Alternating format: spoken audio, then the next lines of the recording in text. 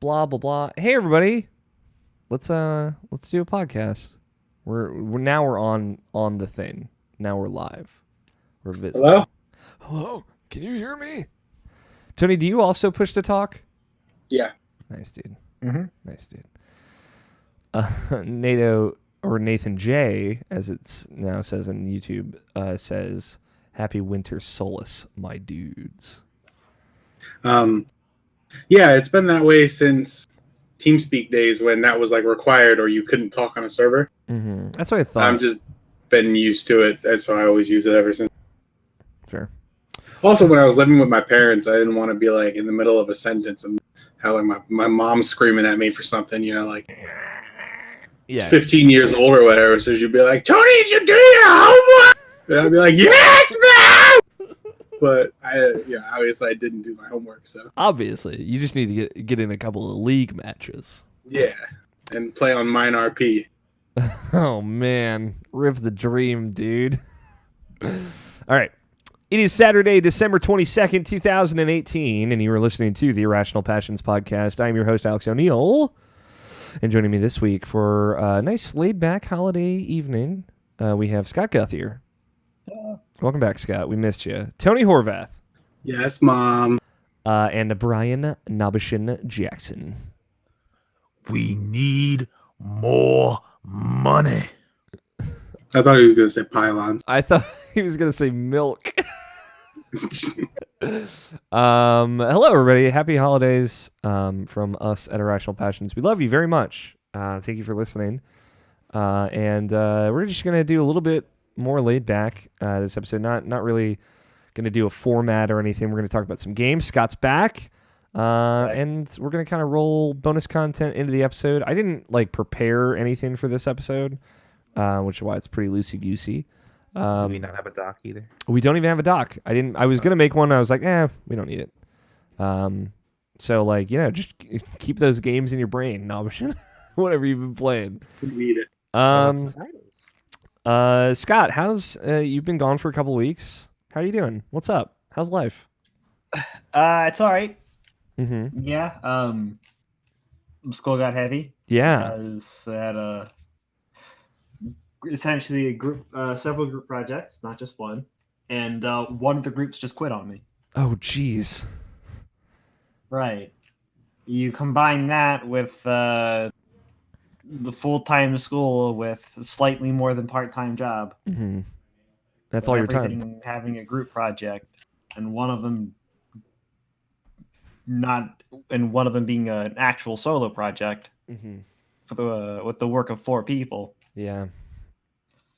Yeah. I'm sorry, dude. I know that pain. It's happened to me before. But it's done now, I assume. All school is done. Yep. Everybody passed. You passed all the classes. Honestly, I haven't checked the grades yet. Honestly, I'm just glad it's fucking over. That's Check it good. later. Have you had some time off work in addition to that? No. Okay. The second finals were over. Well, yes. Okay. And no. Okay. It's when I found out the situation I was in, I was like, hey, listen, I'm not going in. Yeah. It's not happening. Yeah. But the second finals were over and school was over. Very next day, right back in. Yeah. I mean, at least you got it done, and then you one thing at a time, right? Yep. Well, I'm glad it's done. I'm glad it's over and behind us. You also got Smash Brothers. I also got Smash. We've Smash is already taken such a hold on you that we played a match just before we went live, which I love. I just love Who that. won? I won. Hey. Which is fine because I'd give God, Scott Ganondorf? he didn't play Ganondorf. I feel like No. Scott would have won if he played Ganondorf. Absolutely. Ganondorf is broken. He gets in my head with Ganondorf. It's not. It's okay. So what they did, because we're just going right into it, this is they still have the same problem that carries over from Brawl and 4. Of heavies. But this is the version where they tried to fix it by patching the system that's broken instead of Yeah, they're trying to make it better. right. But then in a way, this kind of makes it the worst one because it proves that you can't. I think, and I was super upset that was the reason, because the initial problem is that your base movement is kind of not streamlined across characters. Instead of it being your attacks being the main difference between the characters, it's if a character has it, it is now different.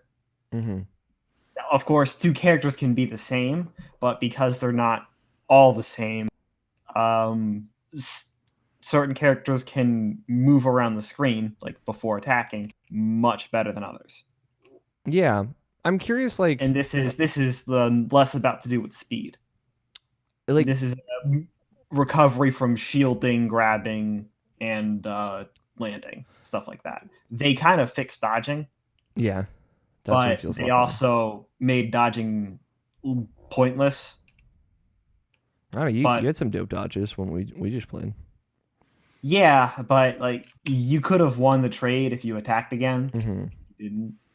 I feel like what's fun is like I'm working off of reflexes, and every time I dodge, I'm like, I shouldn't have done that. I like every time. It's fun though, like when you find because Mike and I have been playing a lot, Mike Burgess, and it's fun when you find characters that have like two completely different characters that have the same like come out time on neutral A's. So like I played Crom, he's like my main dude, and Mike was playing Pit, and like the neutral A comes out at the same time, so we just hit over and over again. And I was like, all right, somebody's got to do something different. But like that varies from character to character. Sometimes it comes out faster. Right. And here's the thing: it's the shielding and unshielding time is a bit different. So if one of you were to hit shield, there's a good chance that one of you would have successfully shielded and the other would have failed. Yeah. Which I don't know. I like that. I like there to be like the more very specific nuance to a character. It's the thing about Smash is that it creates what I like to call the Overwatch problem. Oh yeah. Yes. I'm assuming. I guess I never talked about that here. You talked about it, but it's been long enough that I certainly don't remember. So it's you go ahead and you pick up Mei. Mei gets nerfed, so you can't really play her much anymore. But your solution isn't to go to someone who essentially requires more skill. Your solution is to go to whoever the most overpowered character is in the game. And as a matter of fact, when that's Reinhardt, it doesn't matter how good your aim is, so long as you can hold down the left mouse button, and then sometimes know when to hold down the right mouse button, you do infinitely more work than if you were 100% headshot accuracy Hanzo.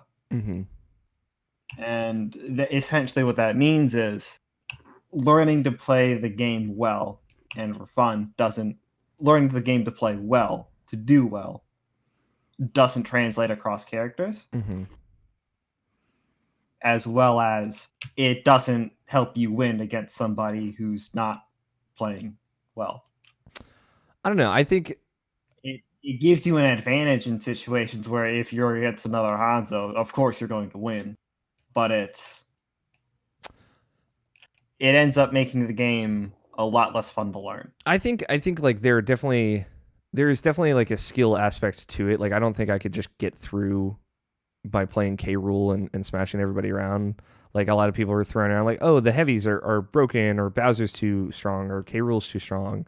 But that's a more of a specific balance issue that they have, and it's more or less what they did is, in order to try and fix this movement difference, is they just made faster or heavy characters faster. And they didn't adjust their fly rates or damage based on it. Because, for example, it's Bowser's not like the most overpowered character in the game. He's the heaviest. But it's Ganondorf does more damage than Bowser. Yeah, he does. And has roughly the same fly rates. He can fly further, but he's kind of fast in this game.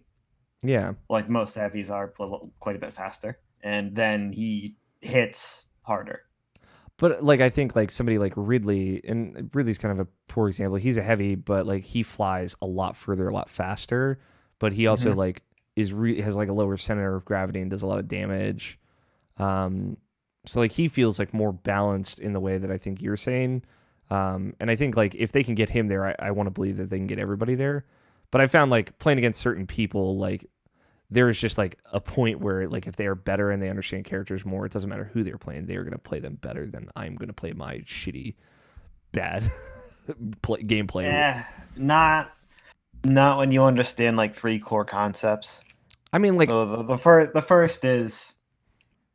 first is shield whenever you can, because that is going to get you into their attack. That is going to get you back into an attack as quick as you can. The second is know your ranges for trading. Trading is going to happen because that's just how the game is set up.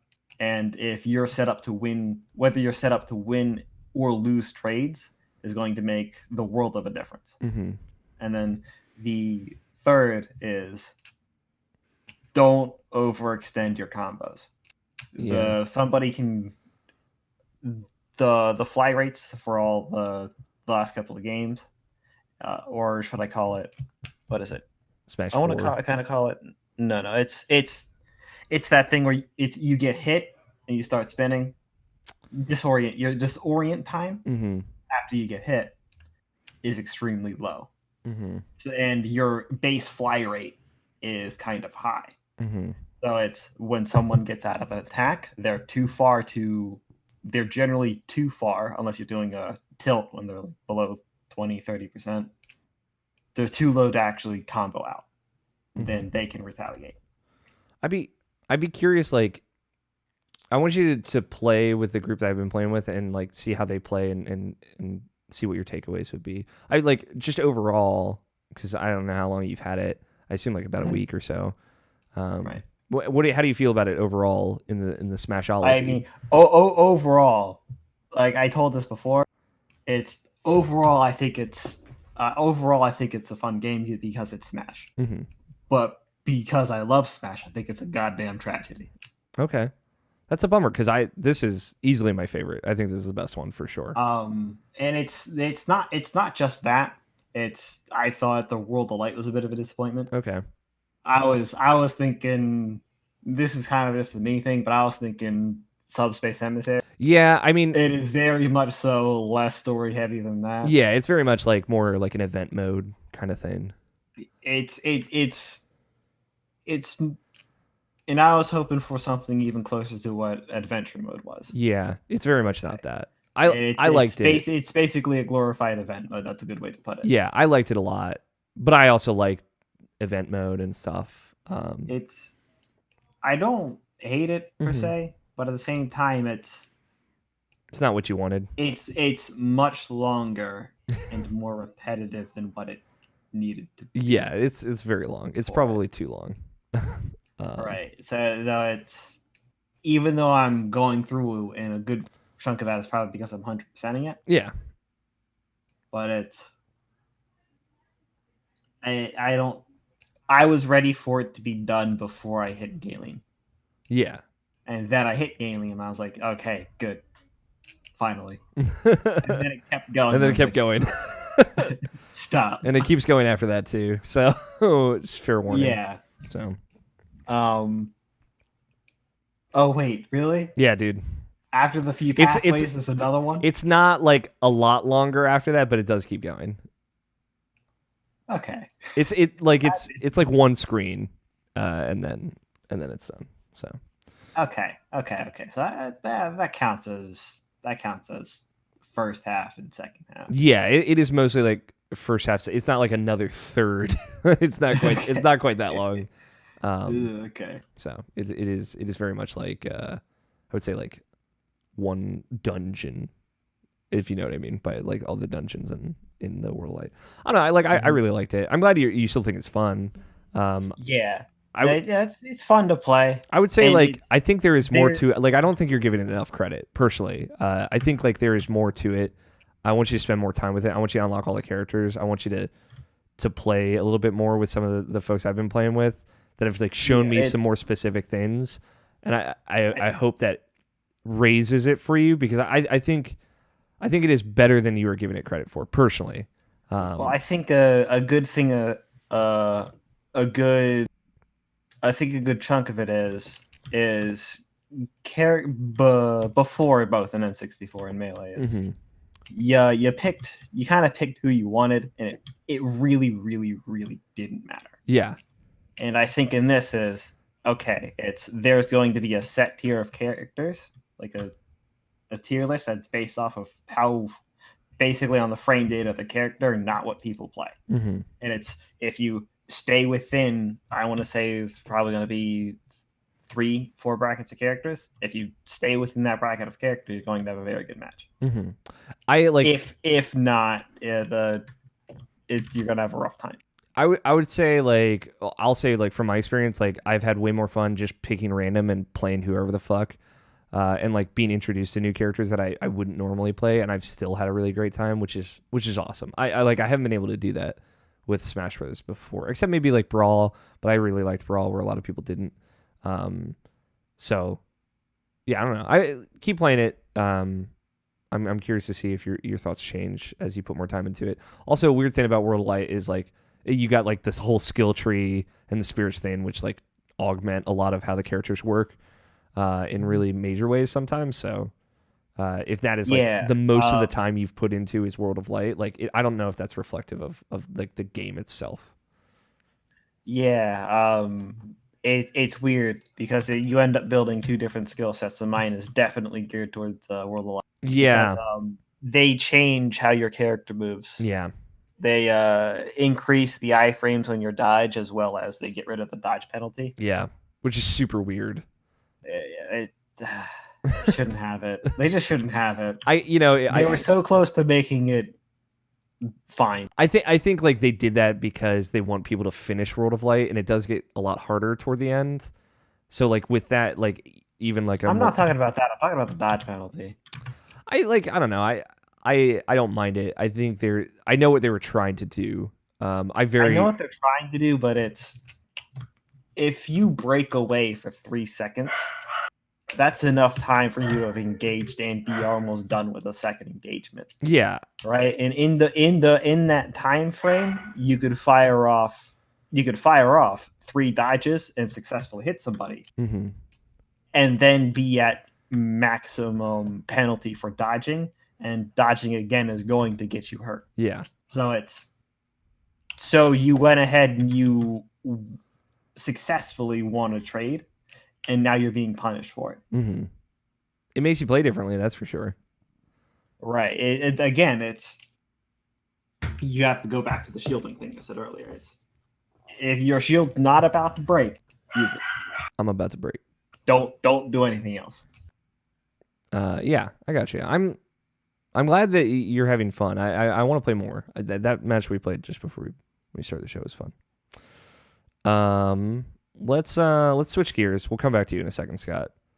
I mean that is about all I played. Okay. There might be more I can pick at from you. Nabashin, how's your week been, man? My week? Yeah. We're in the bonus content flexing show of weirdness right now.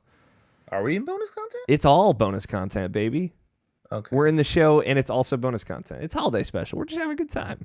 Get in the pool, Nabashin. The water's warm. Okay. How's your week been? That's been mostly working. Are you settling into the new job well? I am. They finally let me loose to do it by myself, and I've been kind of screwing up, so that's been upsetting for me. But like, I'll get better. Yeah, so it's fine. Yeah, you will get better because you're great. Yeah, they have faith in me, so like it's all good. It's just just gotta pay attention and work a little bit faster, work a little bit more efficiently, and just get used to everything, and I'll be fine. Yeah, I mean, like you're less than a month in, right? So like you got time. Yeah, I would say like the 90 days, the probationary period. That's your time to learn and grow. You'll be good to go come your birthday, I think, for sure. When it's birthday boy time. Cool. You didn't get anything? Any smashing? Any smash parties? Is this No, Smash Party just still been, dead? I'm still just been working. Okay. I've been working too much. I haven't really been even thinking about it really. Mm-hmm. Like I've been working so not that I've been working so much really. It's more of like my mind's just been focused on my job because like I'm trying to like I'm basically trying to get like a promotion sooner than normal. Mm-hmm. And like to do that and like the way that if I get the promotion, then like that'll be like almost exactly what I will want in a job because like I'll be just going to the same places every time instead of like going to random places almost every day. So I'll be going to I have my own personal stores that I'll go to, and then like I'll just focus on my stores, focus on my orders, and then like that'll just be my routine for every day, and that's like the thing that I want. Mm-hmm. So like for me to get to that point, I have to like actually focus on that. So that's why I've been like mostly just doing that and like kind of more or less ignoring everything else. Mm-hmm. Like I haven't seen anybody in a while, and like pretty much like when I'm not working, I'm just going straight home, going to sleep, or just like just having the time for myself. And just like I just need that. I need the time for myself. So like I'm probably just gonna not see anybody for like a good while until I get to the point where I want to be. Mm-hmm. Which will probably be a few months, which is fine. I'm also probably gonna have to sacrifice me playing video games for a while, but like it's also good. It's also you have to smash with me. You gotta smash with Scott. It'll happen. Like I've been off all day today, and all I did was pretty much just sleep and like play the Spider-Man DLC. So like that's pretty much all I did today. Okay. But like yeah, like other than like the time I took off for to play the week of Kingdom Hearts and like yes, dude, I did too.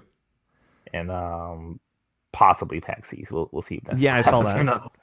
But like those are my only vacation times for like the whole month or the whole year, I should say, of 2019. So like we gotta set up a system, a texting system. Hold on. Yeah. Speaking of Kingdom Hearts. Yeah, dude. Tony was telling me that that got leaked. Yeah, dude. Kingdom Hearts is on the internet. You got to be careful. This is a PSA for everyone. Kingdom Hearts 3. Oh boy. It was stolen. Hey, you guys want to hear about the ending of Kingdom Hearts 3? Get out of here, Tony. Man, what that would be like the most dick move you could pull. Why would you do Nabishin dirty like that? Like I know you would do it to me to make me hurt, but why would you do Nabishin like that? It's out there. So it got stolen. Somebody stole it from like the factory where it was being printed. A whole like a so that release date, which is when? January 29th. It's that legit, is man. set in stone. It's set. It's gold, man. It's happening. Okay. Dreams are alive. We'll have to get together sometime next month and play 0.2. That'll be fun. But yeah, it's out there. Be careful. I have a lot of things, a lot of protections set up on my internet like searches and Twitter and everything. Just trying to. My thing is, if I don't mention it ever anywhere on social media, no one is gonna like seek me out to reply me with spoilers.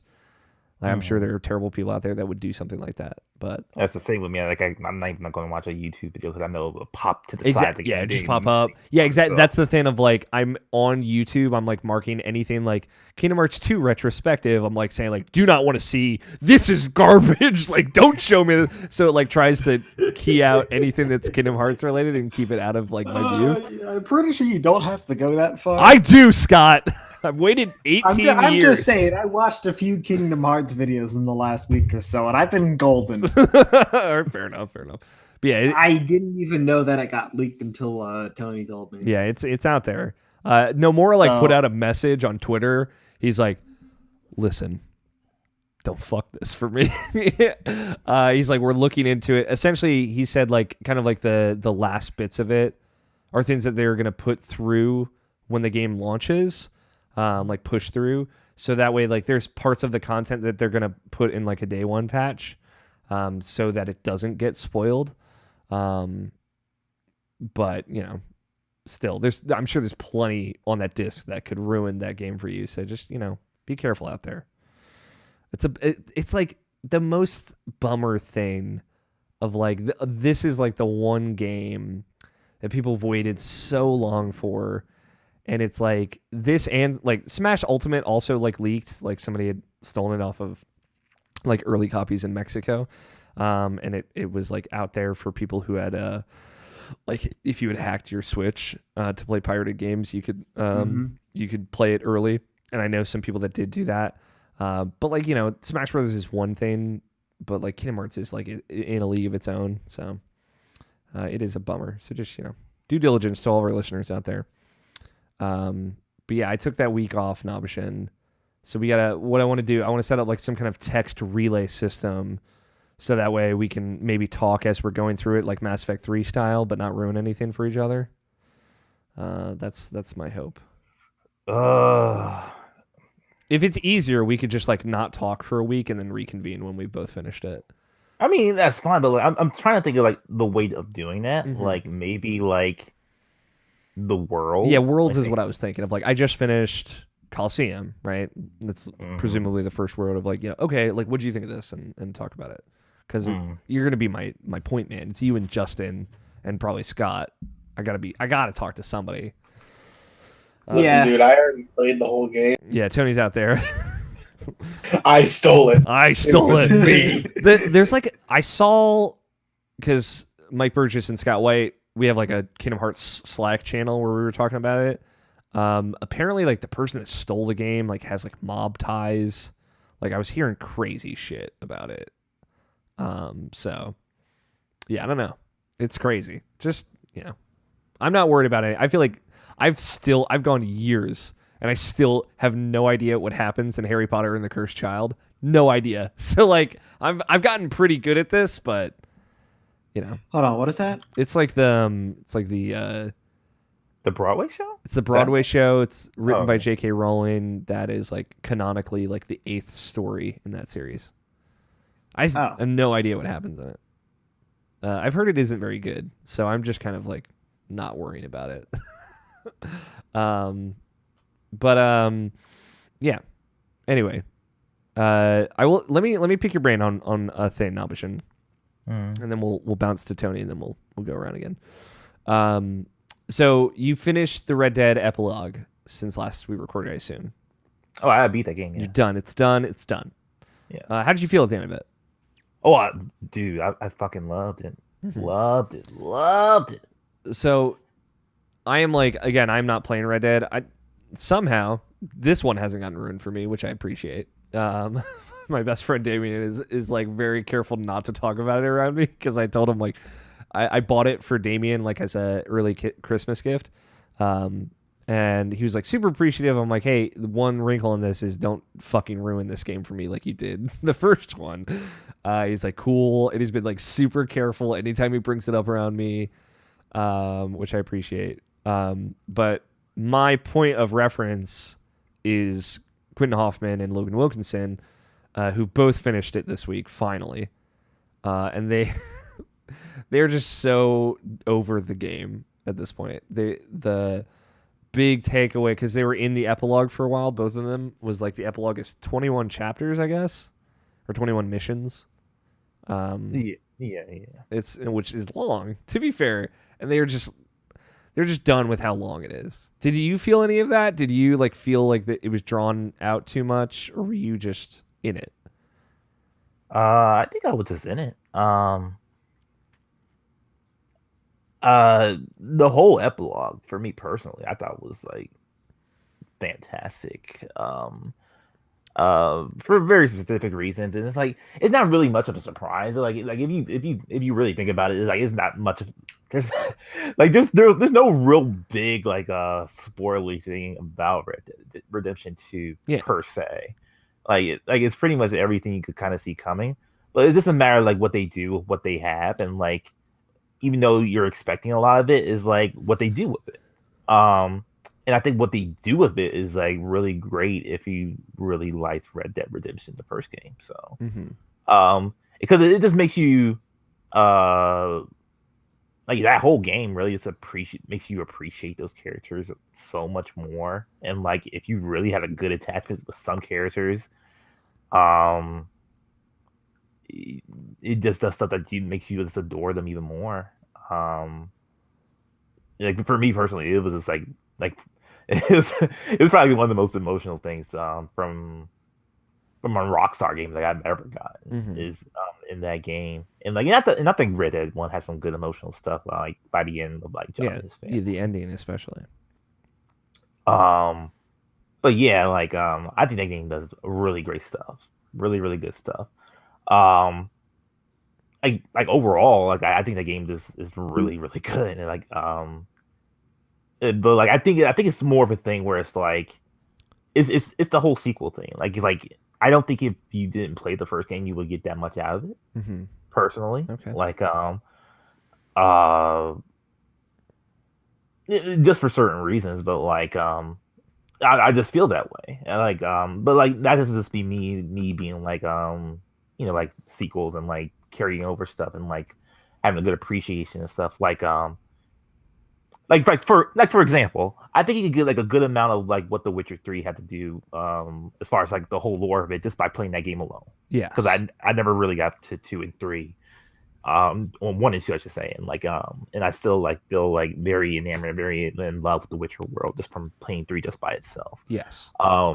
Red Dead Redemption 2, though you could get like a good appreciation for everything that it shows in there, I still think like going through the trial that is Red Dead Redemption 1 and like seeing how that game ultimately ends and like this playing Red Dead Redemption 2, you just get more out of it. You get more out of that experience because of that. Because like you could go from like, oh, well, this is a pretty good game to like, I think you think it is an amazing game because you played the first game. Okay.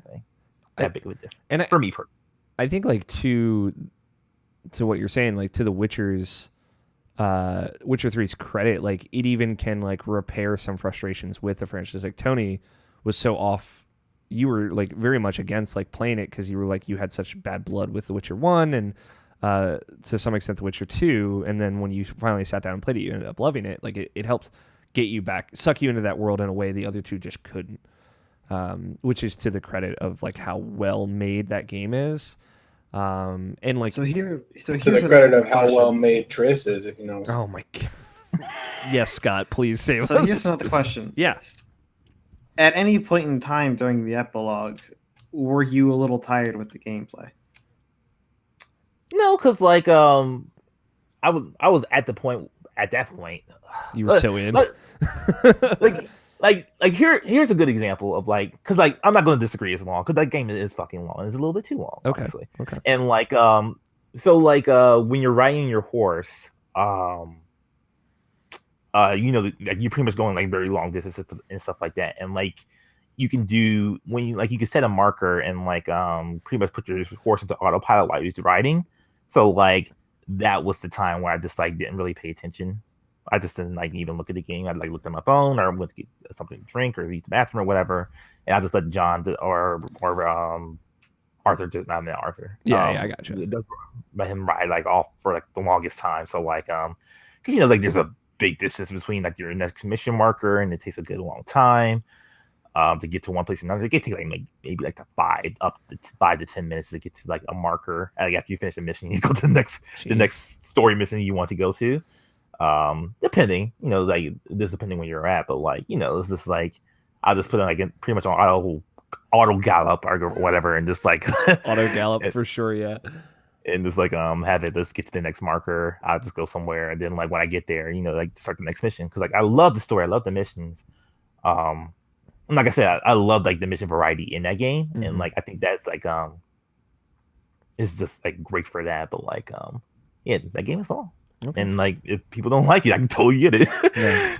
Well, yeah. What I was more trying to get at is a lot of games end up running into a problem where the gameplay itself overstays its welcome before the story is complete.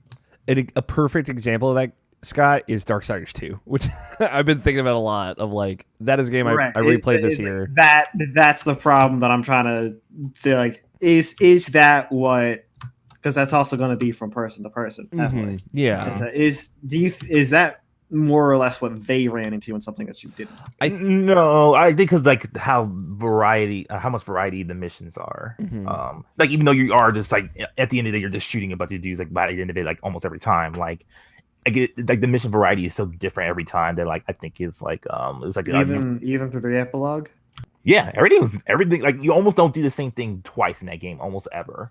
Like I said, like I herded sheep like near the beginning of the game, and like by the end of that game, I still haven't herded the sheep again. So like it's stuff like that. Like it's just different things every time that I just really enjoy and really appreciate. Mm-hmm. I think like it is like the interim stuff, like riding your horse from point A to point B, riding your horse while having a conversation, riding your horse, putting in cinematic mode and letting it kind of take you from point A to point B. That's the stuff that you're doing over and over again that maybe does wear on your soul a little bit. And like from what I've seen, a lot of the first half or first third or first quarter of some of the missions is also riding your horse. So it's like you go somewhere to then go somewhere, you know, like I think that was something that Logan had said when he was on the show. You weren't here that week, but yeah, no, he was my replacement. Mm-hmm. So like, yeah, I think Logan certainly felt the length of it more than you did, Nabashin. I'm glad that overall you had a good time with it, but that was just like hearing that. So like for listeners' reference of this show, we are like in the midst of the editorial Game of the Year deliberations. So we just recorded part 2 of that. I want to send them your way, Nabashin, just because I'd like to get your feedback on some of them. And I know you love that shit. You live for that. We've had some really good conversations. The weird thing is like Red Dead hasn't really been a part of a lot of them. I'm trying to think. I mean, I can say on this show, it doesn't really matter. Like I'm not worried about it like getting spoiled. We're gonna have like a promo for, the our other Game of the Year awards, so that people will know like the categories. But to tell you guys, these are the 8 categories that we're doing, so it's 2 per day. And I'm not going to disclose the winners or anything here because I want you guys, the listeners, to listen to them. But the categories are Best Designed Level, Best Old Game of the Year, Best Surprise, Best Music. Best Music. We did that one already, but Best Style, which I'm very excited that we got to do Best Style. We haven't done that one yet.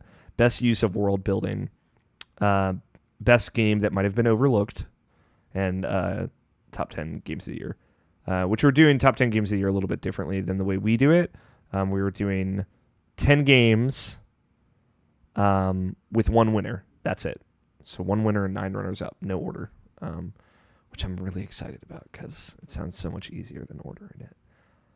Obviously, we'll enter the gauntlet, the 4 of us. I don't know. The standoff at the end is pretty fun. It is funny. Of like, I don't want it to be number 2, so I guess you're gonna have to. Yeah. I'm very excited to not have to deal with that. Obviously, I'll get plenty of it with you 3 chuckle fucks, but so those are the categories.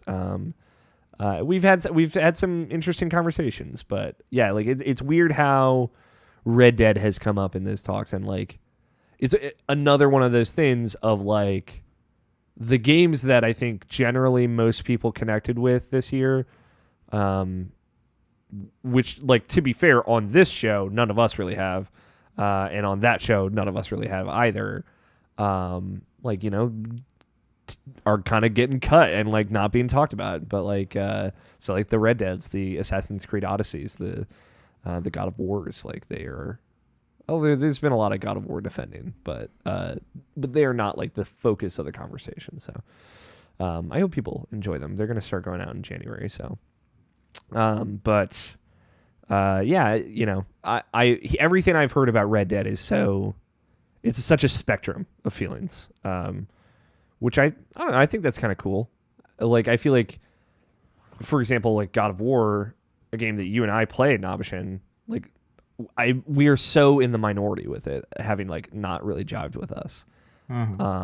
Whereas I feel like you don't have to look far to find someone that didn't like Red Dead or actively disliked it even. But I think there's so much room for really interesting dialogue across that spectrum, and good conversation. So, there's I listen to the Catcast every week, the Cheap Ass Gamer podcast, and like Cheapy D just recently beat Red Dead Redemption 2. And like he's like, oh, it's fine, but like like he enjoyed the game. It's one of his 5 favorite games of the year, but like it was still like, it was like a lot of caveats, and he calls it a horse simulator because he doesn't like that much. He rides the horses, but like he was saying to himself like or he was confused actually, like he just doesn't, he couldn't like understand like how like a reviewer just like had to play that game in like 2 weeks and like try to get the review out for that game. And like it took him hours. It's like, cause that game, like that game is a long game, and I think that's like the difference between like something like a reviewer reviewing it and like someone playing it for fun. Whereas like when you're a reviewer, you have to like go through everything and like go through it so much that like you have to kind of live it. You have to live that game, and like when you live that game, I think you get a lot out of it, and that's why I think it's rated so high. Not just because it's a Rockstar game, but because like it's like you're it's like there's so much in that game, like through like so much stuff you can do, whether you're into it or not. You just like have that appreciation for that. I think that's why I think it was reviewed as high as it was. But like in like a common person's perspective, where it's like, oh, I only have a few hours to play games, and like I have all these other games to play. And like I think that's where Red Dead kind of falls short for some people. Yeah, so, I think too, like that is a game with so many mechanics in it. Like when you space your sessions out much more widely, like knowledge will depreciate through that playthrough in a way that it doesn't when you're like super condensed playing it. And like I highly recommend Brandon Jones' review of it. And also, like, if you're a Patreon subscriber to Easy Allies, he had a nice little write-up when he posted the review of, like, him saying, like, hey, take your time. Don't rush this one. Just live in it and enjoy that because you only get it once. And I appreciate that. The spoiler mode for it was really good, too. Have they done Spider-Verse spoiler mode yet? I know they're going to. They literally just did. Kyle and Damiani. Okay, cool. Gonna need that in my life ASAP. We'll get to that in a moment. Tony, hit or miss, dude. How's life? How's your week been? That better not be our fucking team, man. You guys have until January to figure it out.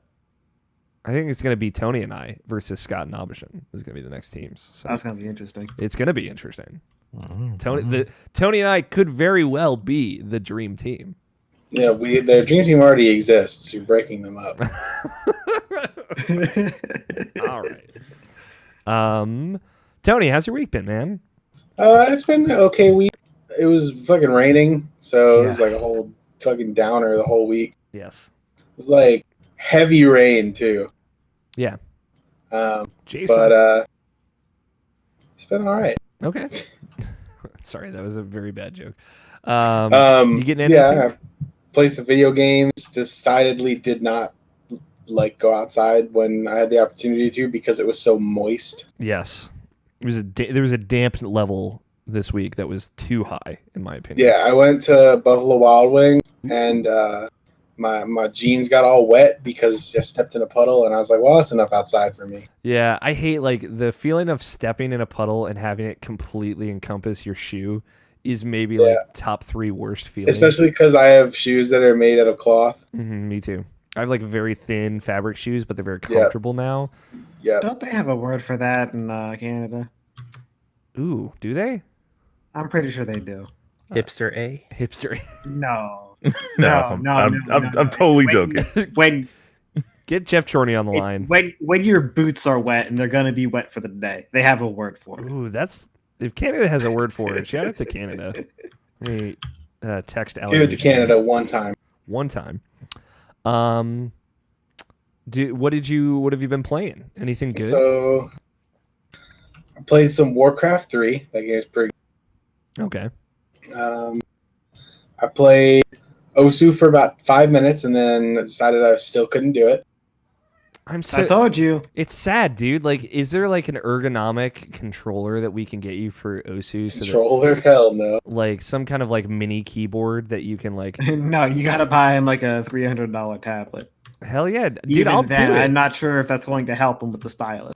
I guess you need to chill, Kat. I want you to be able to play Os It's okay. Right. I was like, Scott, I'm gonna play it, and he's like, don't do it, and I was like, I'm Scott's doing like, it. You're gonna fuck up your hand, dude. Like, stop. Yeah, I did it. No, actually, I said your mind's telling you yes, but your body. Your body's gonna say telling no. you Thank you for trying to be the voice of reason, Scott. And his body said no. His body said My no. body said, fuck you. His body said, I am not ready.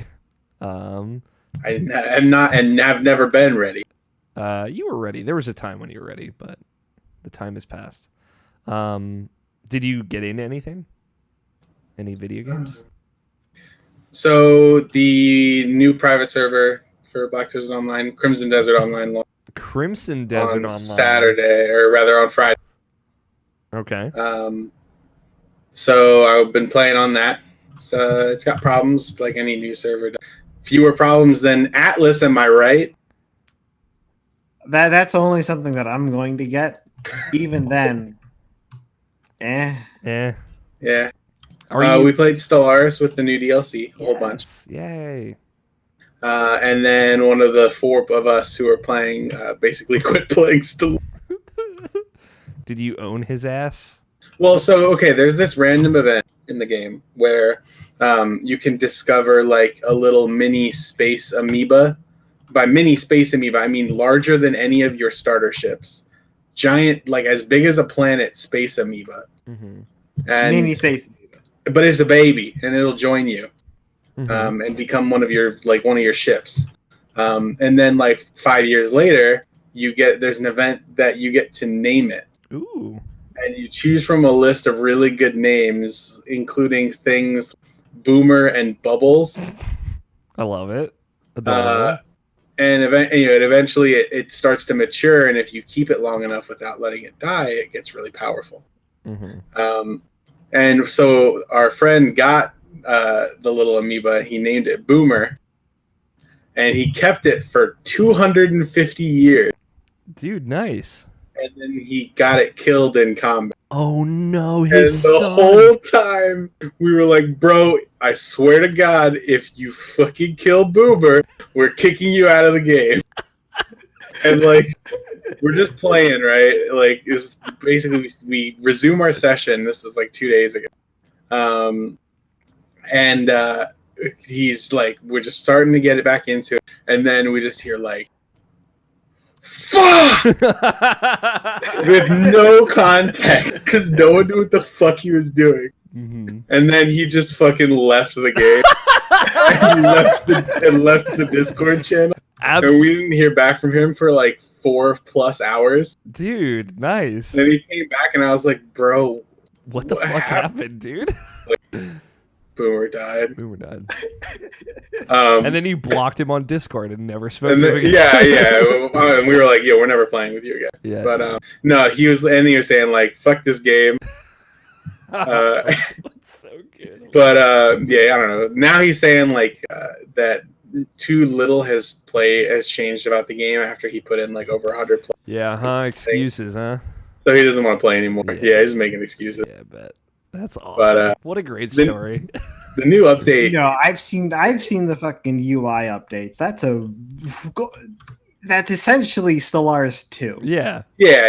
The game is really without good. you having to buy another game. Mm-hmm. They actually like went and made the like base species that you can play as, like even more powerful than the DLC ones. Cool. It's never really been a viable option to play the base empires if you didn't have to. When you could play like a hive mind or a Gestalt consciousness in some sort, or like machines or whatever. But yeah, mega corporations don't seem to be too overpowered. They're just different. But there's a lot of incentive to play a normal empire again, which is pretty cool. So yeah, for the first time since machines came out, I'm playing not machines. Well, that's cool. Yeah. Plus Stellaris is on sale now, so it's a good time to try and get some friends into it. Yeah. Like, buy it and play with us.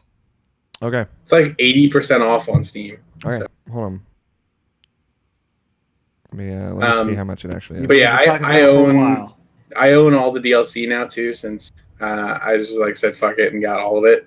So people who play multiplayer, as long as I host the game, have access to all the DLC anyway, which is pretty nice. I mean, it's a huge reduction on the barrier to entry, because like all the DLC plus the base game, if you just were to buy it all, is like $130. But Jeez.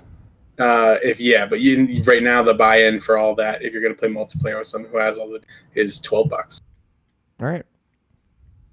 But yeah, Stellaris real good. Good. I'm glad.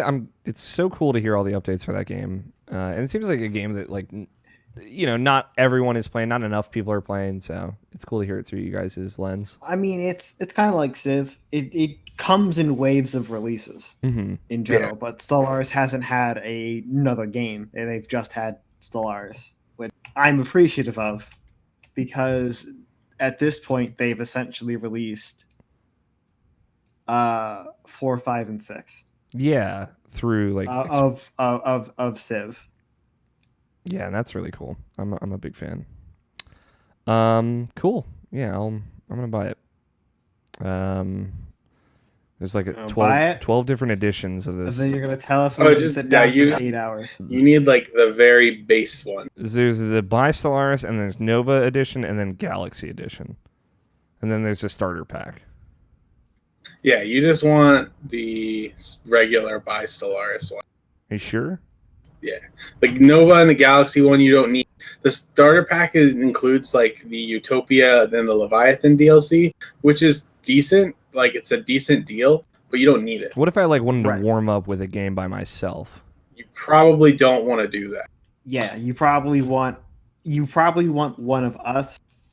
But I mean, if you wanted to do that, interactions between it's just to use us as an example, we would explain how interactions between factions go. Like you would ally up with me, and then Tony would declare war on us. Yeah, that sounds right. Because we're not allowed to be friends. Yeah. So the way that the Stellaris model works, right? There's the base game, and then every edition of DLC kind of adds mechanics onto the base experience. And Utopia is the biggest example of this. Utopia adds hive minds, but also is a complete revamp of the late game. And like it changes and adds more traditions and ascension perks, which ascension perks are basically massive modifiers that completely change what your empire is doing for the most part. Like, mega structures like habitats, which are like planets you build in space orbiting your planets. And like giant research facilities in space and stuff. All those giant buildings come from one ascension perk. And you pick, you can pick 8 of them throughout the game, or like it may even be 10. So that all comes from Utopia, and then like then Leviathans adds a bunch of other stuff, and then there's like the ones like Synthetic Dawn and Megacorp, which add their respective new races that you can play, and we'll also add some story elements. Then there are the story packs like Distant Stars, which just add more stuff that can happen throughout the game. So to answer your original question of what do you need to just play by yourself before you start, the only one you'd really need is Utopia, because playing without Utopia is basically playing a different game. But other than that, I think that just the base game is fine. And if you're playing multiplayer, like I said, you'll have access to everything that the host owns. So. Right. So you if you wanted to access all the different empires, you would need Utopia and Synthetic Dawn, and then that's it. Okay. And Megacorp if you wanted to play as a Megacorp. Yeah, which I might not get into that shit. That sounds. Megacorps are weird. They're very unique. They're like they get all their power off of staying small, but having good relationships with every other empire in the game that's not a Gestalt conscious or another mega corporation. Then you can establish branch offices on their biggest planet and get resources by making their populations work for you. Okay, which is pretty cool. That's cool. How does your fleet compare? As a Megacorp? It's you think about like Megacorp just being the ultimate way to play tall in a solo. Right. Because you just get a bunch of free resources by having good relationships with everyone.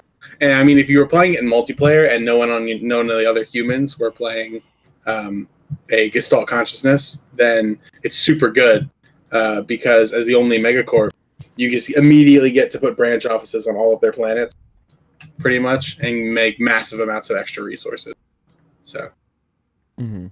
they're cool. Yeah, megacorps are cool, and like with that much economic power, it doesn't really matter if you have a lot of planets or not. You just kind of exploit the market and having all that extra energy income to have as many alloys as you need to get the ships that you need. And since you're already playing tall, you don't have the empire-sized debuffs on your research, so you're generally going to be ahead of the curve as far as research goes. Cool. I just bought it. Hell yeah. So there you go. But to switch gears real quick, for my week, immediately after the podcast last week, I went and saw Spider-Man Into the Spider-Verse. Which, man, like I texted you after now, but I don't even remember what I said. I think I just said like "holy shit, dude" or something like that. And you responded with "it's almost too good," right? And like that is like exactly how I would describe it. Of like, it is like the thing is like when I saw the first trailer for it earlier this year, I was like, this looks dumb. Like I'll be perfectly honest, like because like that first like teaser trailer was like Miles in the subway, and then he sees another Spider-Man, and that's it, like the end. And it was like animated, and I'm like, I don't know, like, because I was at that point in my life, I was like, man, Tom Holland is like my Spider-Man, blah blah blah. I don't. Sony making another Spider-Man movie, it's just like them making another opportunity to fuck this up. That like, which was my opinion on it, which to be fair, totally justified, I think. But yeah, like, it's probably like one of my favorite movies ever. It's like probably number 2, honestly. Like Silver Linings Playbook, and then Into the Spider-Verse. It's definitely like my. What did you say, Namishan? Beauty and the Beast. Beauty and the Beast is probably I would put it 3 or 4. Okay, you said that was your last time. Yeah, it was. It is bumped Beauty and the Beast down for sure. Which, you know, like again, that was another movie like I went in very low expectations and like really connected with me. And I've seen that movie like 5 times now, and it's still like great every time, which is awesome. Like I'm thinking about I might just go see it again tomorrow. I've never wanted to do that with a movie in the movie theater. Like the last movie I saw multiple times in the movie theater was Avengers 1. Which mostly like I went and saw it on my own because I wanted to see it, and then I went and saw it for one of my best friend's birthdays. Because like he had a birthday party where mid-party we went and saw it, and then we came back and got drunk or whatever. But yeah, so like or whatever, you know, whatever kids do. But yeah, I don't know, man. Like I've never like wanted to go out and see it, and the thing is like, Ethan was like, I talked to him just before, I went and saw it, and we were just like talking about shit and like having a good conversation. I was like, yeah, I'm gonna see. He's like, yeah, let me know what you think. Cause you know I've heard good things, but I don't know. And I just like I texted him. I was like, listen, I don't want to say too much because I don't want to set the expectation too high, but I just need you to go see it. Don't just stop whatever you're doing because it is not as important as you going and seeing this movie. Because like I think the kind of missing link with Into the Spider-Verse with me, and it didn't matter, I still loved it, is like I don't really read comics, and there's like a lot of good visual motifs of comics, like, you know, like comic pain type things that they do in that movie. And I don't necessarily think that's like a spoiler by any means. I didn't know it was in there until I saw it, but it was like, you know, he has sat down and read like Civil War. He has gotten way into comics in a big way in the last couple of years that I think like it would just speak to him so much. And I know how much he loves Spider-Man. And I was like, just see this on the best screen you can see this on, in the biggest theater with the best sound. That was like I went and saw an IMAX 3D. And the 3D is awesome in that movie. I just want to say, like, okay, so here's a question. Yes, I was seeing trailers. Mm-hmm. That animation looked choppy to the point of being chunky. It certainly is like they're doing something with it. If you think it looks choppy, like I don't think that feeling is going to go away for you, Scott. The thing is, like, they have different characters in that movie that move at different frame rates.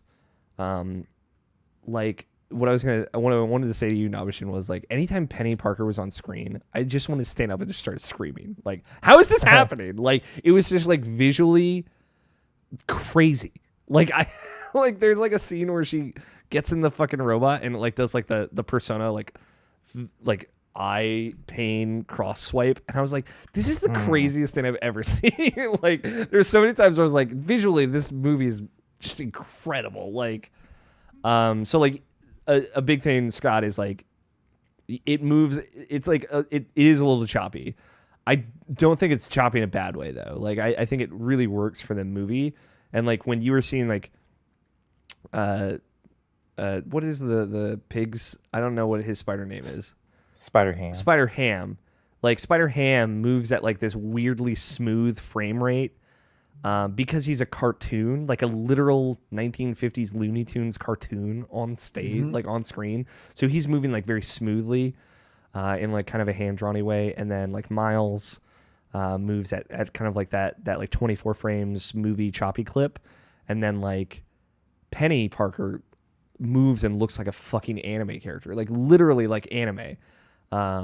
So like you're seeing like these three different styles moving at three different frame rates on the screen at the same time, and it's just wild. It's crazy. Because I honestly didn't see, like during the trailer, I didn't see either of the different styles on there. Yeah. I just saw the one and I saw like, yeah, that's like the last trailer that they put out. I guess what they had to do to get all that to work is cut some motion blur. Yeah, there's like which makes 24 frames work. Mm-hmm. They do a cool thing, a depth of field effect where like things are really heavily blurred when they're not the focus.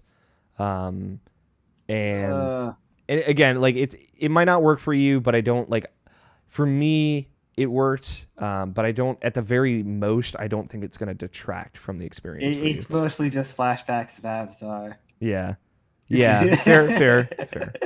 I mean, like, I would say if like you're worried about that, don't see it in 3D, and I think you will alleviate most of those issues. Right, because it's that thing where it's okay. I'm looking at the part where they want you to. Mm-hmm. On board. Yeah. What's off to the left? Oh, it's blurry, so I can't see it. Mm-hmm. Yeah, I get that. Like I think the movie, like from like the framing of how they set up like the way the frames look to the things that are going on the sides of the action, like it is just like astounding visually. Like it is like the most like my visual sense was like shotgun blast throughout that whole movie. Like I don't know if like that's how you felt too, Nabishin, but it was just like it is maybe like the best looking movie I've ever seen. I think, despite all those problems. I again, those were not problems for me. So it's an artistic choice. It's just, it's a matter of if it jives with you or not. That's kind of really what it is. Yes, I think it'll either work for you or it won't. But worst case scenario, Scott, I don't think it's going to detract from the movie for you. I think it is possible that you will notice it more and it'll bother you, but you will still have a fun time when you're along for the ride.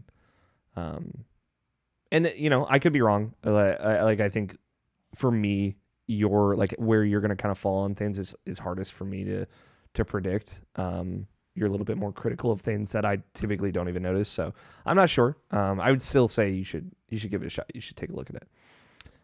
But yeah, I loved it. I cried like so many times during that movie.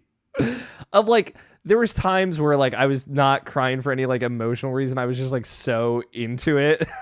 But yeah, like there's a particular scene where I was like, really sunk into me, and it, because like it's still relatively early on in the movie, and it was like, man, like they just get it. Like they get who this character is, and they care so much. Like it's so obvious. And I'm not really familiar with Miles's backstory, I've kind of like my thing is like I've read a Wikipedia summary, but like I realized, like I remembered kind of like the major beats while I was watching. I was like, oh no, I don't know if I'm like emotionally stable enough for this right now. But like, you know, it was handled so well, and it leaves you with such a good feeling.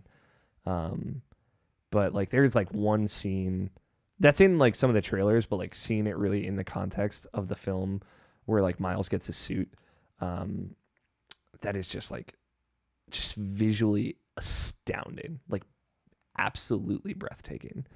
And I just came back from the bathroom when that scene happened. I was like, oh, thank God I didn't. Oh miss my this. God, dude. I know. I was you haven't missed that. I was playing with the fire, but like I was like, it was like getting to the point where it hurt so, and you know I have such a small bladder now, it was like hurting so bad. I'm like, I don't want to have a bad feeling about this movie, and it was like, all right, I'll just run real quick, and then I came back and like right when that scene was out, I was like, oh, thank God. And again, that was one of the scenes where like I think that was like the big one where I just started crying because it was just like so visual and so great. But yeah, oh man, like it's, in my opinion, is the hands down the best animated movie I've ever seen. Like take your Frozens, take your Toy Stories, get them the fuck out of here, because I would take Into the Spider-Verse over any of them personally.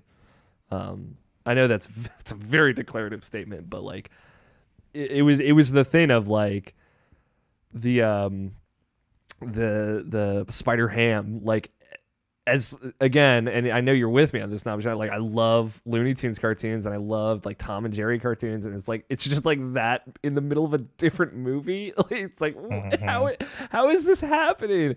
And then like again, Penny Parker on screen like being just an actual anime character, and it's like she looks different. Her eyes are anime eyes, and they look totally different from every other character's eyes, and nothing in the movie, nothing looks like her. And it's like, and then of course, like all of their moves and attacks and actions, like will be that style, and it continues on. It's like, how did they do that? How are these 2, 3, 5 things happening on screen at the same time? And like, you know, the joke they make about like the fucking Spider-Man Noir's cape always blowing for no reason. It's like, yeah, it's like crazy. It's wild. And yeah, it was just like it.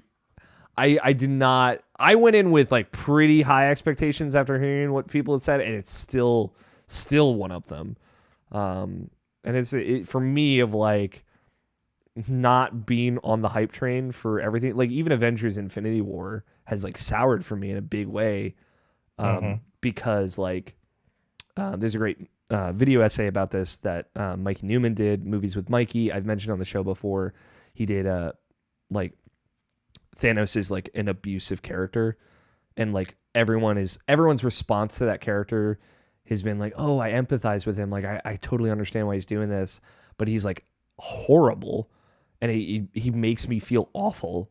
So like that movie, like the tone of that movie just really upset me in a really like shocking way. So like that movie has soured for me as the years gone on, in a way that I haven't really expected. The years? As the year has gone on.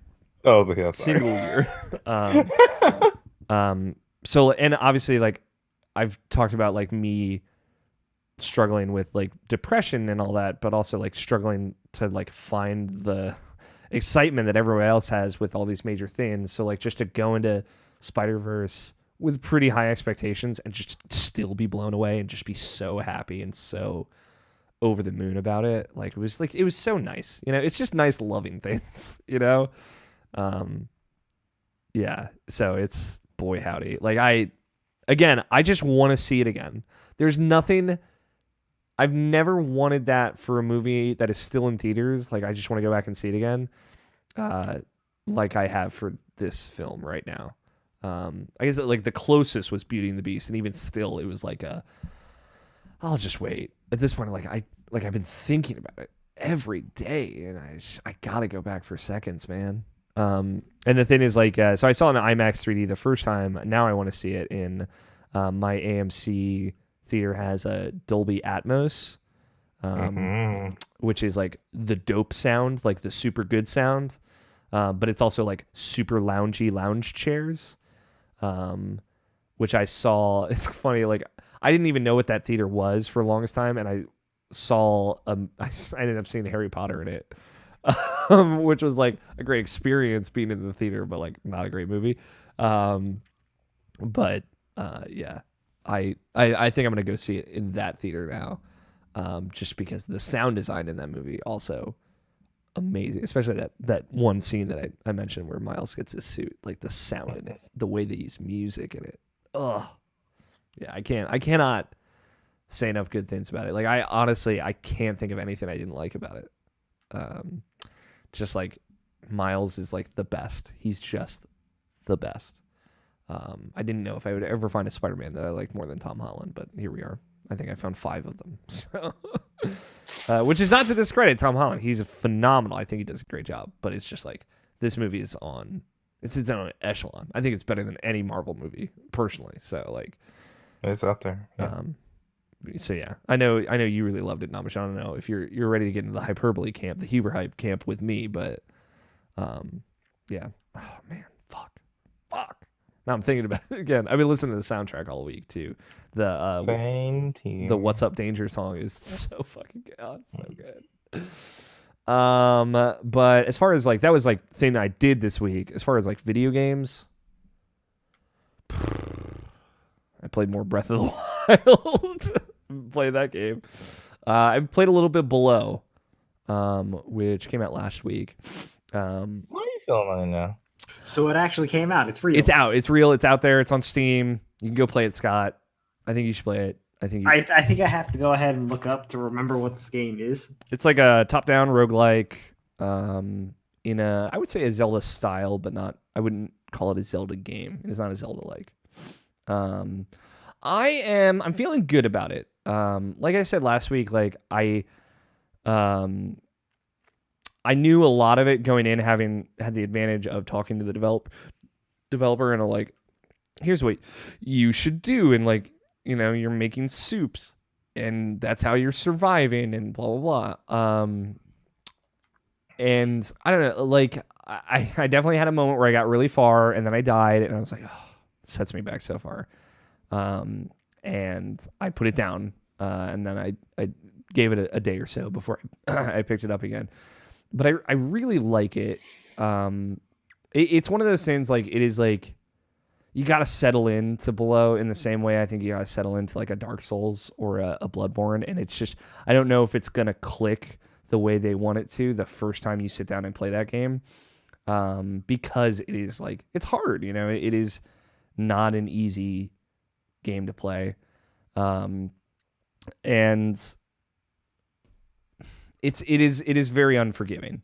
I'll say that much. It's cool because I think there is more intricacies in the way the world is connected than I expected, right? Like you're going through these kind of levels, you're going deeper and deeper in this area. And you'll occasionally go to like kind of an open area that is like more in the, like on the beach of this island that you're on, or like in this kind of open cavern or something like that, that will then, you can find a shortcut back to the surface of the island, right? And then it's like, it kind of reminds me of Dark Souls 1, where you have the Firelink Shrine, and it kind of splits off in 3 directions, and eventually you will find a way back to the Firelink Shrine, and now you can get to an area pretty deep in the game, right from like your hub area. So like, I found the North Beach, which is like the northern beach of the island, which is like 2 floors in, or 3 floors, one of the 2.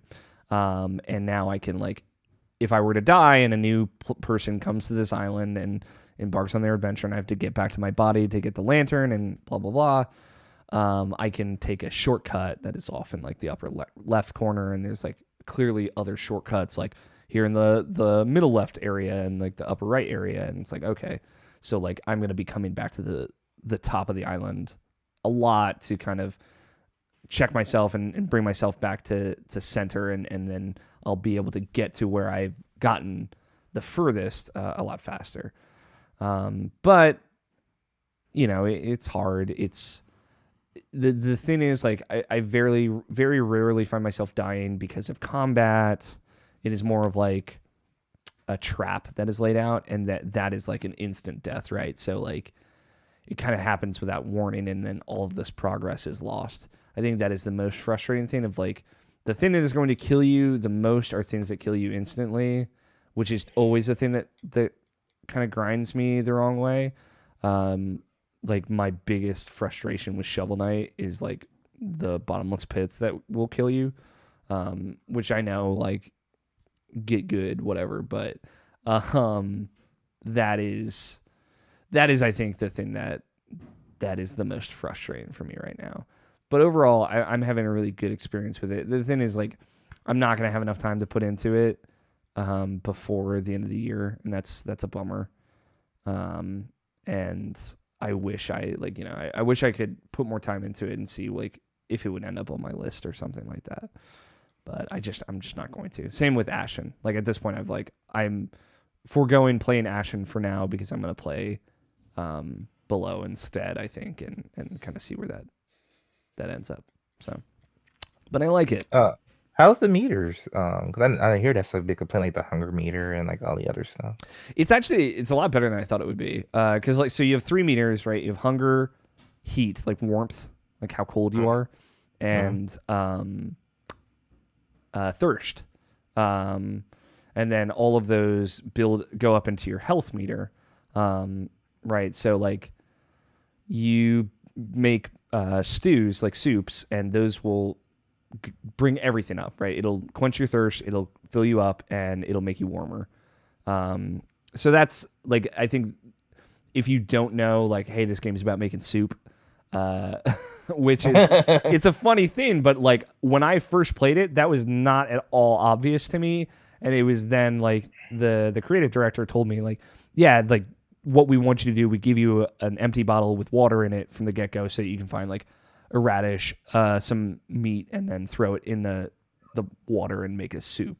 And then it's like, this is this warm food that will keep you going throughout the game. And I was like, oh, because like that wasn't obvious to me at all. Like I think if they had tutorialized making a soup with you in a way, like I think it would alleviate a lot of people's frustrations in that regard.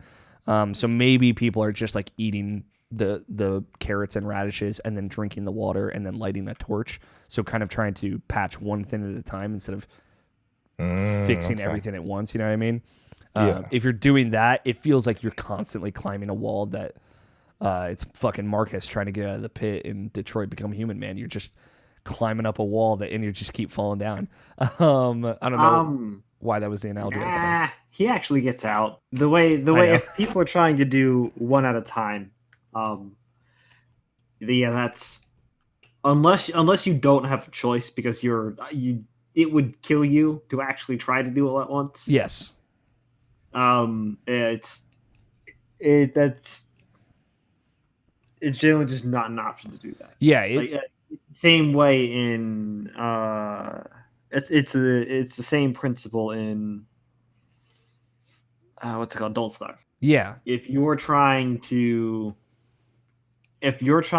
keep yourself warm by staying by the fire, but you are also have to go out and hunt for food because you always have to do that. Mm-hmm. And you're also trying to stay dry because that's also something that you have to do. The best way to do all this is to have prepared a thermal stone. Mm-hmm. Because you can't leave at night. The thermal stone charges at night, and then during the day you have the thermal stone, which is just a portable fire. Okay. Right? Then you go out with that, and you start gathering essentially shit to make an umbrella. Mm-hmm. And that'll keep you dry. And along the way, you take note of the places where you can hunt things, and where you can hunt things, as well as you pick up random seeds along the way, just for your farm. Yeah, it's like shit like that. Yeah, while you're back at home, you take care of your sanity, your hunger, and your heat all at once. Yeah, And that's like the thing of like, that is such a big mechanic, but it's so not obvious. I really do think it is a problem of how not obvious it is. So I think there's like legitimate frustration in it. But yeah, if you're trying to like put band-aids on bullet wounds, it's just not going to work. You're going to deal with one, and then you have to deal with another, and then have to deal with a third, and then you're going to be dealing with one again. Catching them all at once does work, and it lets you keep moving at a good clip. So I think that is probably why people are frustrated with them. Then the other question I have is, this is a full roguelike? Oh yeah. So it's you die, you start over? You die, you start over. You, like I said, you were creating shortcuts in the world to get back to where you were faster. But like to the point, so like you have this item, this lantern, that the fuel that you're feeding the lantern is like these crystals that you get for killing monsters in the world. You need that lantern to open certain doors to progress to the next major area. When you die, that lantern's on your body and you have to go find it. Like, you cannot progress through the game until you get back to, generally, because it is like the floors change every time you die. So you kind of have to like, okay, I died on floor 3, so the lantern is somewhere on floor 3. You have to get to around where you died and get the lantern back. And like the nice thing is you can get pretty much all of your stuff back from when you died too. So like I had like 3 bottles, which means I could carry 3 soups at once, which is great, super handy, because you only start with 1. So then I can not only get the lantern back, but I can get my 3 bottles back, and then maybe like my spear that I found as well. So, but it is full roguelike of like, when you die, it cuts to like the opening cutscene again of like you being a different person that looks completely different, showing up to the shore of the island on a different boat, and you see the wreckage of the last boat of the last time you were there as a different person, and you start from the very, very beginning again. So it is not pulling its punches, which I kind of like.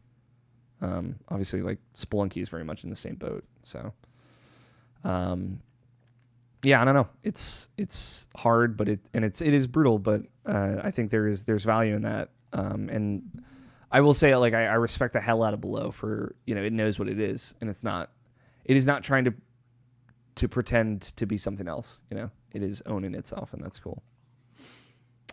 That's really like, man, I'm trying to think anything else I played. I think that's it. That's the only big thing I played. Does anybody else have any games they've been playing that they want to talk about? Do you want to talk about the DLC of Spider-Man option? No, it's not good. Is the last one not good? They're all the same. Oh, how do you feel about the hacker girl that everyone thinks is annoying? She's fucking annoying. Hard Truths with Brian Albertson Jackson. I love it. Like, is she like a villain? She's one of the villains. What's her name? Yeah, Screwball. Screwball. Is she an actual Spider-Man villain? I believe. Yes, definitely. I feel like she's like from the Miles Morales, like era too. Maybe. But like I said from the beginning of this year, don't trust my opinions on Spider-Man. Fair enough. You got Spider-Man, Scott. Like, how do you think of it? Oh, you see, that's the thing. I don't have Spider-Man. You were planning on getting it though. I'm going to have it. Mm-hmm. Okay. So as it turns out, with the whole thing about the your PS4 card, mm-hmm. I don't fucking need a cable to hook up the PS4 to it. Yeah. No. Could you have just plugged it in this whole goddamn time? Yes. God fucking damn it, Scott. I didn't know that. I honestly, that I was handed the card without any like sort of instructions or really know how it worked. Mm-hmm. So I thought I had to plug the PS4 into one of the monitors as well. Okay. That's not how that works. You plug it into the Elgato and the computer takes care of the rest. Mm-hmm. Well, here you got there eventually. And your other monitor ports will work. I thought I had to plug the Elgato into a monitor. Mm-hmm. And I don't have HDMI on my monitors. Mm-hmm. Elgato's only HDMI. Yeah, it'll just go through the computer, right? So. But it'll just go through the computer if I just had to plug the PS4 into the Elgato and it would work. God damn it, Scott. Oh well. But I mean, at the same time, I wouldn't have played it any sooner. Yeah. You're still. I said going in, I'll get around to playing Spider-Man and all the other PS4s after school's over. Yeah. Exactly. Cool. I'm excited to hear your thoughts, your takeaways. Scott, have you been playing anything else, or is it really just Smash? Really, it's just been Smash. Okay. Because school ended Tuesday this week. Yeah. You're hot off the presses. Mm-hmm. Cool. So it was, and then it was straight back to work. Yeah. So I got Smash. I want to say I picked it up over the weekend. I said, I know I'm going to might as well just have it ready for when I'm done. So I did. And then I started playing it around, Tuesday when everything was over. So actually, I guess I played a hell of a lot of Smash. Yeah, you did.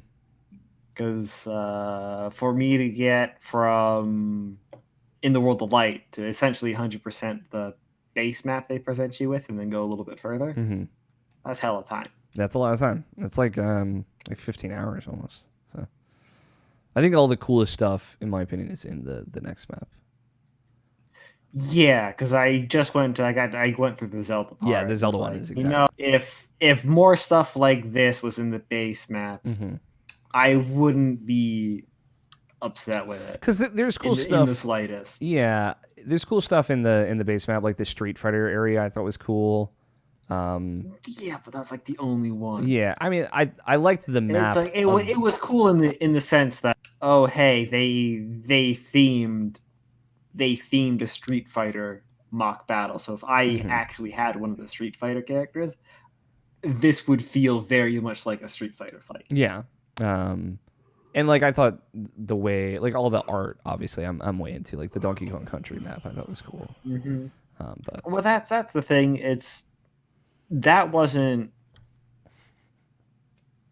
so few in between. Yeah, exactly. And they were still it was just themed battles and themed maps instead of hey, there's a few puzzles here, go solve them. Yeah, exactly. And all this stuff in the next area is way cooler. We did get to top off the episode before we close out here. We did get one unsolicited question from our good friend Silver PR.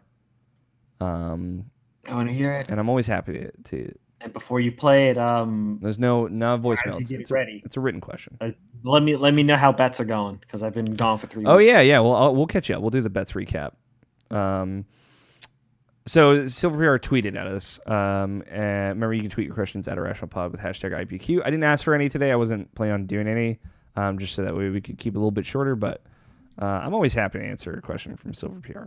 He says, you have the chance to make your Xmas tree video game themed. What will you decorate with? Me, ornaments of perler beads of Mario, Luigi's, Yoshi's of multiple colors, flowers, blocks, pipes. And at the top, a proper size Power Star. Happy holidays to all. And he did a little Christmas tree emoji. What a cutie. Thank you, Silver. He was also he was watching us live for a minute there. He said,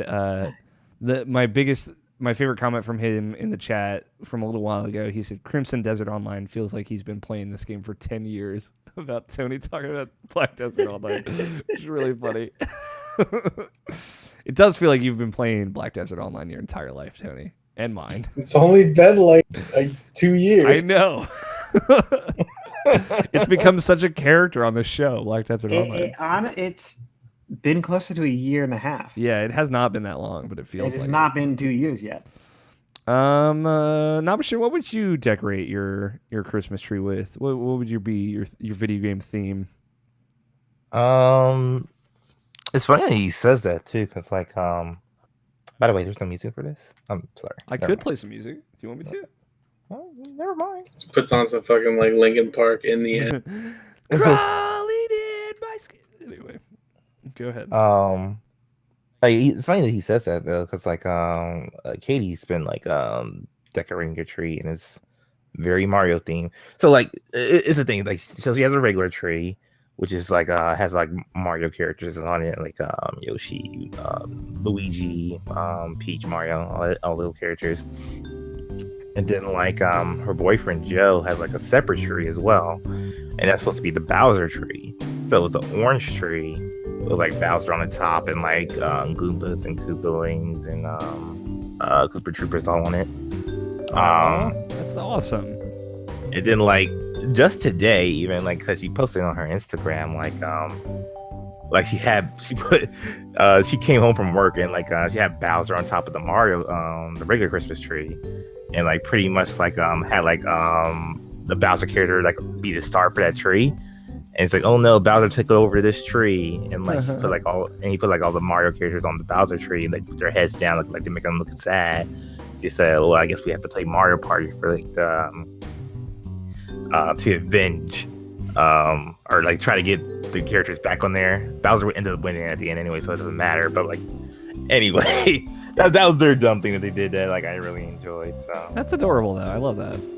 Yeah. I mean, I would definitely I'd love to do a Persona themed tree. I think Persona 4 would probably be easiest because it's very jolly. It's very feel good game. I don't know. I guess a big Teddy on the top of the tree, and then all the characters and their personas. Would he say? Would he have a speech bubble coming out of his mouth that says "Merry Christmas"? Absolutely, and it would be the best. I think there's also room for a cool Zelda themed tree with a big Triforce decoration on top. Maybe little Dins, Neighbors, and Furores, and little Zeldas and Links, all the different Links of all the different art styles and whatnot, and all the different. I mean, it has enough characters in those games to justify only having one of the Links on there, and then all the other characters. Yeah, all the other characters of whatever game that is, for sure. I just something celebratory of the franchise. What about you, Tony? So I would make Minecraft tree. You know why? Why? You just take a block of brown stuff, put it on the bottom, take some green blocks, put it on top, and then take a gold block and put it on top of that. And you're so creative, Tony. That's my favorite thing about you. Thanks, man. You know what's great about Minecraft? Everything is a meter squared, so you know how you can't decorate if everything is a meter. It means all you gotta do to be acceptable is make a tree. There you go. That's a meter is pretty big. Yeah, it's pretty big. It'd be a big fucking tree. Yeah, dude. Think about how much a meter or one block of gold is worth. Hell yeah, dude. That's worth more than my whole house, probably. Yes, significantly. Yeah. Scott, what would you put on your video game themed Christmas tree? It'd be a Pikmin themed tree. Hell yes! That's awesome. Think about it. I'm thinking. I love it. The Pikmin would be fucking stealing the decoration. Oh yeah, that's so cute. What would be the tree topper? The ship. The ship would be on the tree. It would be on the side. That's good. You had a Pikmin running up the tree. That's very good. See, Tony. Just put Tony on blast real quick. What? No. You have a problem with my fucking tree, dude? Absolutely not. I love your tree. That's right. My cat is on my lap right now. Taco Bell tree. Oh yeah, dude. Just fucking Crunchwrap Supremes. Yeah, nothing but burritos. Dude, you gotta make a Taco Bell video game first, dude. Yeah. Dude. There probably is. I can make a Burger King tree. You can make a Burger King tree. They do have a video. Yeah, the Sneak King. Dude, he's cover it with copies of Sneak King. Like calling a favor from Jeff Gerstmann. He has 40. Oh yeah, for sure. Thank you, Silver, for sending the holiday cheer. Happy holidays to everybody. Everybody listening. We love you all very much. I hope you have a good holiday. And a good New Year. I guess we are recording the next episode will be before New Year's, but it'll post after New Year's. So in theory. So yeah, thanks everybody for tuning in live, for watching. Thank you, Scott and Tony and Nabishin, as always. Let's settle out the year's bets. The only way we can. So Scott, let's catch you up on the last couple of bets. I think there was only really, because we skipped a couple weeks. There was only really one that you missed. Yeah, that was the end of the year one, right? The what one? Oh, the game of the year ones, yes. Which we have not announced the winner of that yet. Which I have tallied that up, so I do have that as well. Okay. The one bet you missed was if searching YouTube for below video game and pulling the first unedited clip of gameplay and how long until the first kill. I had bet a minute 45 and Tony had bet a minute 30. It turned out to be like 9 minutes and 30 seconds or something. You see, you should have said, all right, we're gonna ad hoc this bet in. What is your guess before telling me? I should have. I was gonna ask. Damn it! I should have cut you off. It's okay. The Game Awards prediction summary. So I went through and tallied up all the winners. I'll say, so like going through it, I went through at the clip that it is posted on the website, which is generally how they went through it during the show. It's funny because so like Tony had a very early lead because he got most of the esports categories right. None of the rest of us did. So it was like Tony was leading by like 4 points at one point. And then Nabishin took the lead through most of like the middle categories. And then it was Tony second and I was third. Scott, at this point you were pretty much out of the running. I hate to break it to you. Yeah. Which is okay, it happens. And then the deciding bet, it came down to Game of the Year, which I was the only one that guessed it would be God of War, and I took the final point. So the final tallies were I had 17 points, Tony had 14, Nabishin had 16, and Scott had 10. So sure, if we add these point totals, I don't know why I did this in 2 separate notes, guys. I gotta get my life together. So Nabishin and I won a total of 16 plus 17. It's what, 35 points? Yes. 30. Yeah. 33 points. And Tony Scott got 24 points. So that brings Team Nanashi up to 79. And then you guys got what? 24. Team Chug Jug, which was again the last decided name, up to 71. So that means Nabish and I won. We won the year. Game Awards, the big tiebreak. Man, you guys caught up so fast though. It's fucking. I think fucking NATO, dude. Yeah, NATO really the true goat. Obviously, this means nothing. We've thought of no way, for like to result. Like, there's no reward for winning the bets. Obviously, there was a Game Awards bet online. I would buy whoever won a burrito. I won, so I'm just gonna buy myself a goddamn burrito. Well, no, we changed it. Did we change it? We changed it to the ramen thing. Oh yeah. We get a ramen date. I think we can still make a ramen date happen. But so next year, the only team configuration we've not done is Tony and me versus Scott and Nabishin. So we'll have to think of team names. Tony, I do like the rotating team name, but I wanna lock something good down. I also want to note that we made a third betting team for Evan, as he is technically his own host, which was named Team Cool for Fun. I forgot about that. 0 points for Team Cool for Fun. I just really like that name. But yeah, the bets are so fun. Thank you to everyone that is participating in bets. Thank you to NATO. Special thanks to NATO out there. And yeah, we'll keep doing them in the new year. They're a fun time. Thanks everybody for listening. Thank you to Danny Wiesner for our opening music of Two Player Co-op and our closing music of The World Is Saved. If you haven't checked out Danny, you should. He makes awesome music, and he's an awesome guy.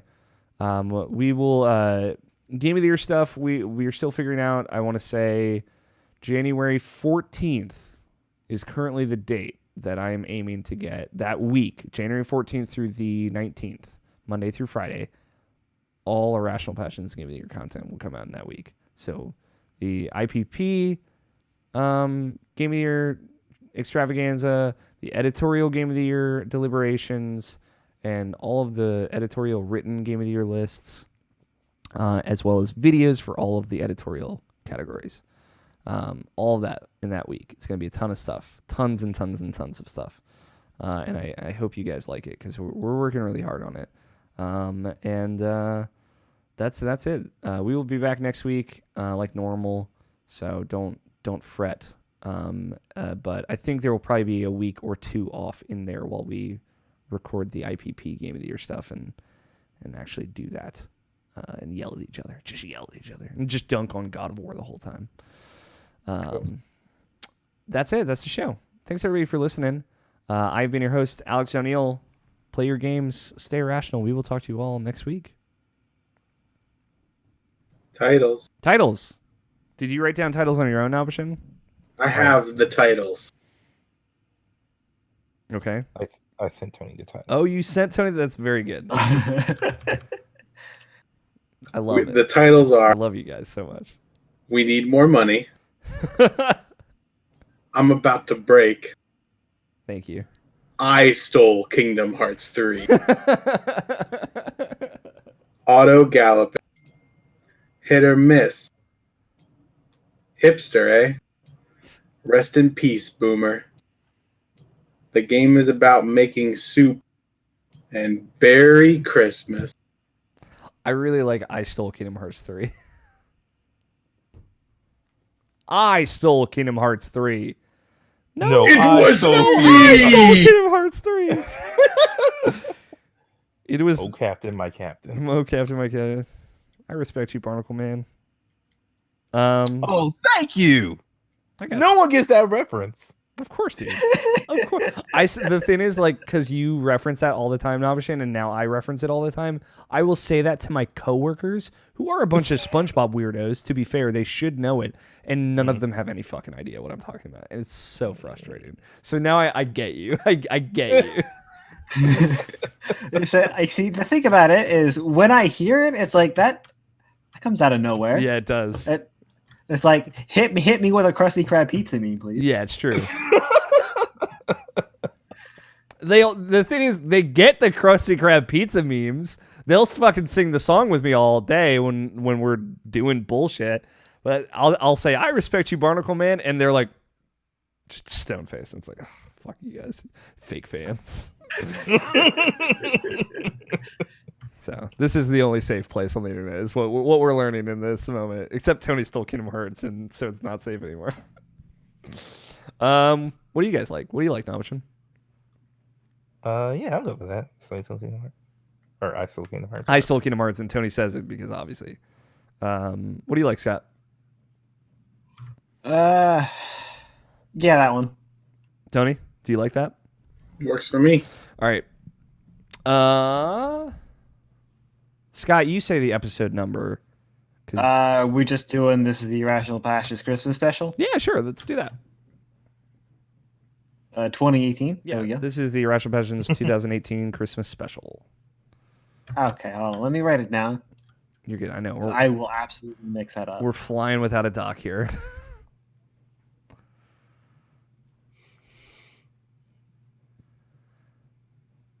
It was I, Dio, the whole time.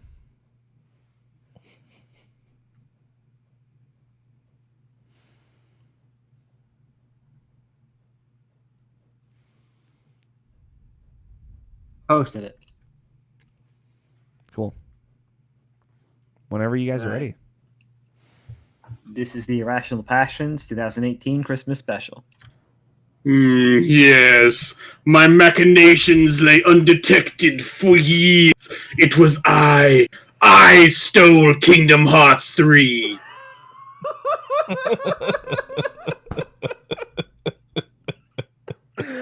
I fucking love you guys so much. Have Happy holidays, everybody. Yep. You Are you ready?